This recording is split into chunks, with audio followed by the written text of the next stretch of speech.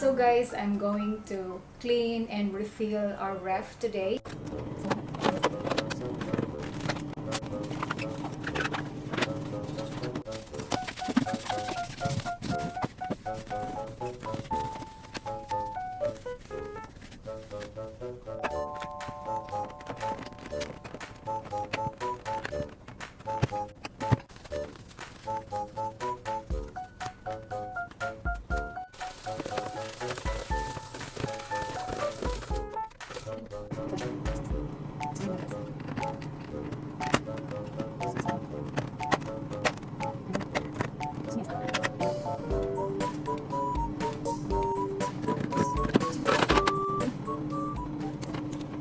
And ipakita ko sa inyo guys paano, wait guys, I'm using mga containers in organizing. So one of the inexpensive ways is by using old disposable container, plastic containers like this. So galing ito sa mga like take out food. So kinuha ko lang yung mga labels, hinugasan ng maayos, and as long as wala pa siyang crack or yung lid niya is okay pa, so i-recycle ko siya and then i-repurpose. So, ginagamit ko usually ito guys in the freezer.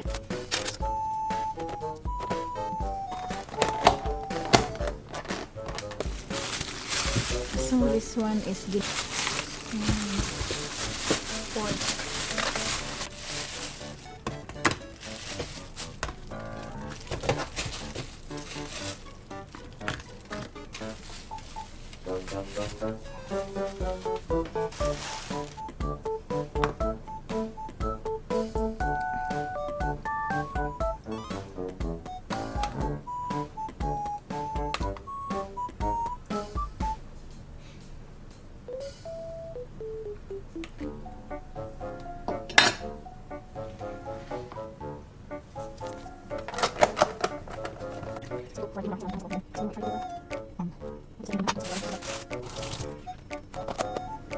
Separate ko rin siya.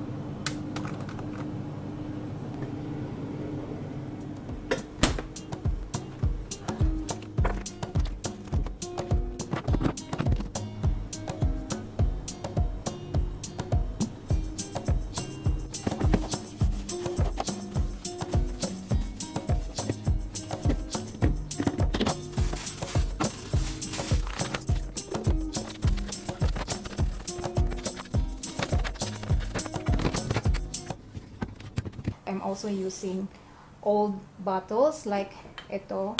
Sa laman nito guys, coffee. So hindi ko din siya itatapon.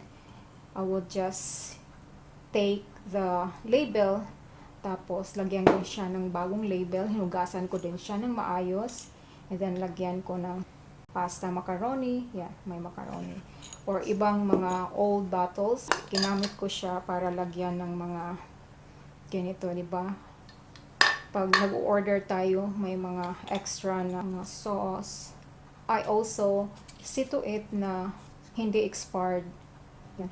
Para hindi masyadong makalat sa loob ng ref.